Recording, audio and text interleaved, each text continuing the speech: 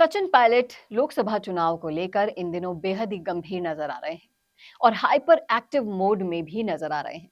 उन्होंने कांग्रेस पार्टी को नए नए सुझाव दिए हैं और जिस तरह से बीजेपी ने युवा चेहरों को मौका देकर एक नई परिपाटी शुरू की है राजस्थान में, उसी से सीख लेते हुए कांग्रेस भी अब बदलाव करने के मोड में नजर आ रही है।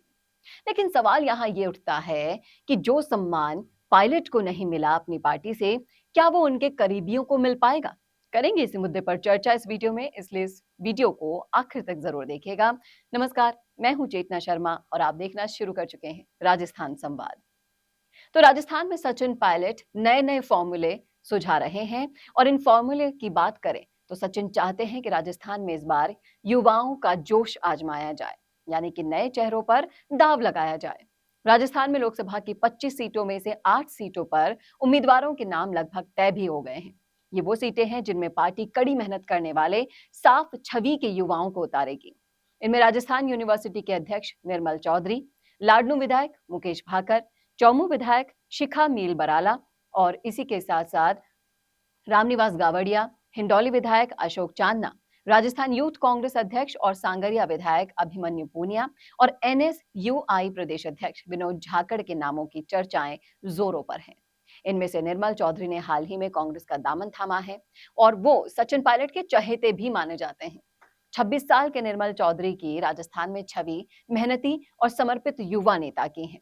निर्मल ने राजस्थान यूनिवर्सिटी के छात्र संघ अध्यक्ष का चुनाव निर्दलीय जीता था और उन्होंने इस चुनाव में तमाम दलों के दिग्गजों को पटखनी दी थी, जिसमें कृषि मंत्री मुरारी लाल मीणा की बेटी निहारिका जोरवाल भी शामिल थी। इसलिए उन्हें टिकट मिलना लगभग तय माना जा रहा है। दूसरा नाम है मुकेश भाकर। मुकेश भाकर लाडनू से दूसरी बार विधायक है। उन्होंने 2023 के विधानसभा चुनाव में बीजेपी प्रत्याशी को वोटों के बड़े अंतर से हराया था। भाकर को एक दमदार युवा नेता के साथ साथ सचिन पायलट गुट का सबसे अहम चेहरा भी माना जाता है, इसलिए उनके टिकट भी पक्की माने जा रहे हैं। अगला नाम है चौमू विधायक शिखा मिल बराला का, जो कि पेशे से डॉक्टर हैं और बीजेपी प्रत्याशी रामलाल शर्मा को 2023 के चुनाव में कई वोटों से इन्होंने हराया था और ये सीट पिछले 2 चुनावों से बीजेपी के पास थी। इस बार शिखा ने ये कमाल कर दिखाया और ये सीट बीजेपी से छीन ली। इस तरह वो कांग्रेस के बड़े नेताओं का दिल जीतने में कामयाब भी रही। इसलिए अब जबकि कांग्रेस लोकसभा चुनाव में युवाओं को आजमाना चाहती है, तो शिखा के टिकट भी पक्की मानी जा रही है। अगले जो विधायक है वो हैं पर्वतसर विधायक रामनिवास गावड़िया। इनका नाम भी लोकसभा टिकट के लिए तय युवा दावेदारों में से एक है।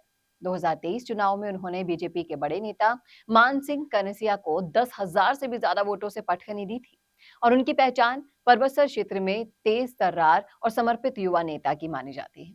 इसलिए उनका टिकट भी लोकसभा चुनाव के लिए कांग्रेस की ओर से पक्का माना जा रहा है। इसी तरह चाहे अशोक चांदना हो या फिर हो अभिमन्यु पूनिया हो या फिर हो विनोद जाखड़, ये सभी अपने अपने क्षेत्र में कांग्रेस पार्टी का दबदबा कायम किए हुए हैं और ये सभी क्षेत्रीय बीजेपी नेताओं पर हावी भी रहे हैं। और यही सबसे बड़ी वजह है कि कांग्रेस लोकसभा चुनाव में इन युवाओं पर दाव लगाने जा रही है।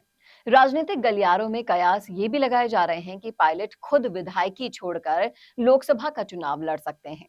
वे टोंक सवाई माधोपुर लोकसभा सीट से पर्चा भर सकते हैं। वहीं अजमेर की सीट से भी उनका नामांकन भरने की चर्चा है। पायलट की यहां से जीतने की संभावना भी दोनों सीटों से ज्यादा है, क्योंकि पायलट टोंक से 2 बार विधायक बन चुके हैं और इस सीट पर गुर्जर वोटर्स की बड़ी तादाद भी है और मुस्लिम भी यहां बड़ी संख्या में हैं, जो कांग्रेस के पक्के वोटर माने जाते हैं। ऐसे में सारे समीकरण पायलट और उनकी इस युवा टीम के पक्ष में जाते हुए नजर आ रहे हैं। अब देखना ये दिलचस्प होगा कि जिस तरह से कांग्रेस पार्टी ने सचिन पायलट को विधानसभा चुनाव में नजरअंदाज किया, उनकी टीम को नजरअंदाज किया, क्या ये गलती दोबारा लोकसभा चुनाव में तो नहीं दोहराएगी? और अगर दोहराई तो हो सकता है कांग्रेस की जो इमेज बिगड़ चुकी है युवाओं को मौका ना देने की, क्योंकि साथ तो पुराने लोग भी अब छोड़कर जा रहे हैं। ऐसे में कांग्रेस की आला कमान को सचिन पायलट का ये जो फॉर्मूला है वो अपनाना ही होगा, ताकि आगे जाकर भविष्य में पार्टी के फ्यूचर के लिए ये सारे युवा नेता टीम बिल्ड कर सकें और एक अच्छा काम करके दिखा सके। कैसे लगे आपको ये रिपोर्ट? कमेंट करके जरूर बताइएगा कमेंट बॉक्स में और ऐसे ही और वीडियोस के लिए देखते रहिए राजस्थान संवाद। नमस्कार। अब आपको मिल सकती है लाइव चैनल में काम करते हुए पत्रकारिता की डिग्री। यूजीसी अप्रूव्ड यूनिवर्सिटी से मिलने वाली इस डिग्री के साथ आपको मिलेगा लाइव चैनल पर रिपोर्टिंग, एंकरिंग और प्रोडक्शन का काम करने का मौका। काम करने के साथ सीखना और 70% प्रैक्टिकल और 30% थ्योरी के पैटर्न से सिखाते हुए आपको एक पूरा कोर्स करवाया जाएगा। यही नहीं, यहाँ आपको इंडस्ट्री के हिसाब से ट्रेन करने के लिए आज तक जी न्यूज और कई चैनलों में काम करने वाले लोग लेक्चर्स देंगे। साथ ही परमानेंट फैकल्टीज भी इन चैनल्स और अखबारों में लंबा एक्सपीरियंस ले चुके लोग भी होंगे।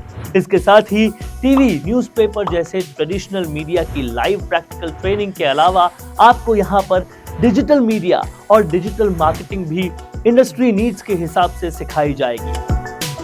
तो केवल रटना लिखना नहीं, बल्कि इंडस्ट्री जैसा टैलेंट चाहती है उसकी प्रैक्टिकल एजुकेशन के साथ कीजिए मास कम्युनिकेशन और जर्नलिस्ट या मल्टीमीडिया एंड एनिमेशन की BVOC डिग्री।